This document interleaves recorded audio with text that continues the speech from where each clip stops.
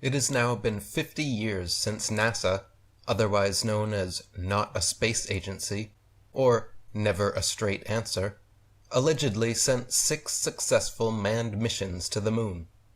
For these past 5 decades, skeptics and critical thinkers have completely exposed and debunked every aspect of these supposed moon landings, including their disappearing original Apollo video, audio, and telemetry data, their fake photographs, fake moon rocks,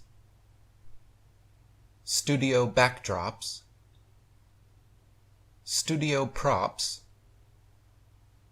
studio lighting, studio wires, and edited videos. Thanks to mainstream media monopolies and heavy censorship, however, the majority of the population still believes men actually walked on the moon. Now, this week, in a bid to bedazzle a new generation of space junkies, NASA has allegedly sent another craft to the moon. Only this time, the NASA Artemis mission is unmanned and won't even land.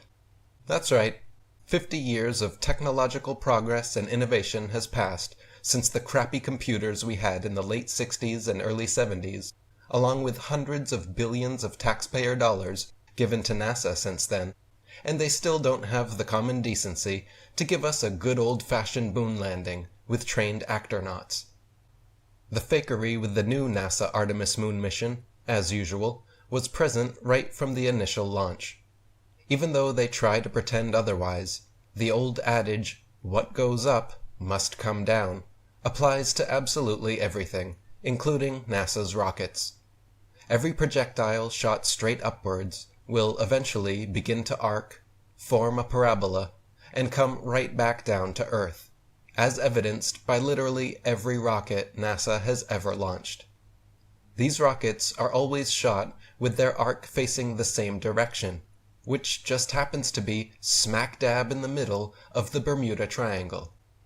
NASA says, of course, that the rockets are intentionally making this parabolic course so that gravity can somehow slingshot them into outer space, a completely unevidenced claim which their fanboys and fangirls just accept without question.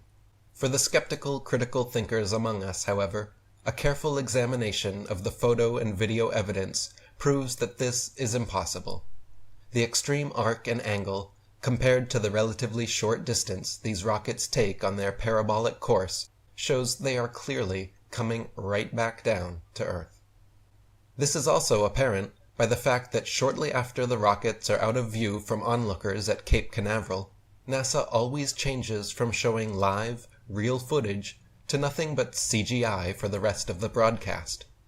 Anyone watching the NASA Artemis launch live will have noticed the stark contrast from the clearly real footage being received for the first few minutes to the clearly fake CGI footage being shown for the next several hours.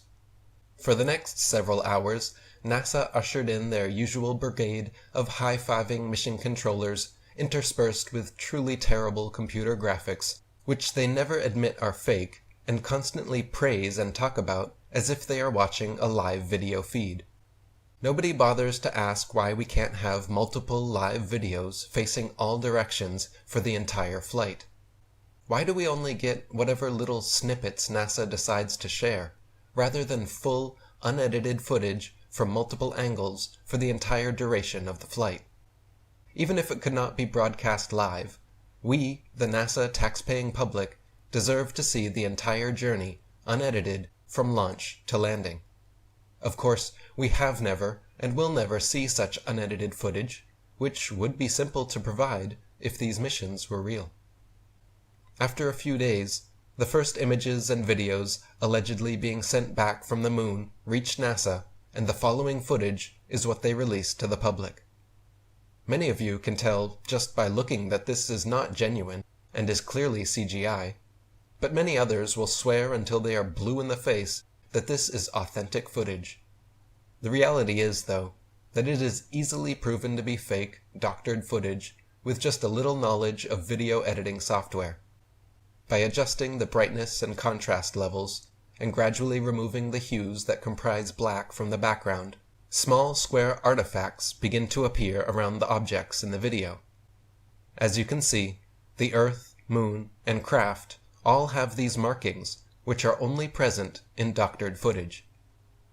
In real, genuine, authentic footage, without any manipulation or editing, these artifacts will not appear anywhere, no matter how you adjust the hues, brightness, or contrast. This is a clear smoking gun against NASA, but not the first time they have been exposed for the same trick.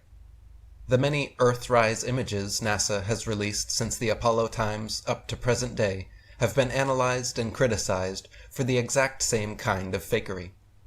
Unfortunately, this important information continues to be swept under the conspiracy theory carpet by the manipulated masses, while charlatan organizations like NASA receive endless amounts of undue praise and tax money. Meanwhile, anyone who attempts to expose and debunk their nonsense is censored and banned. In fact, my previous 2 documentaries on this subject have now both been scrubbed from YouTube, but I will provide links below to The NASA Moon and Mars Landing Hoaxes and 20 Proofs NASA Faked the Moon Landings.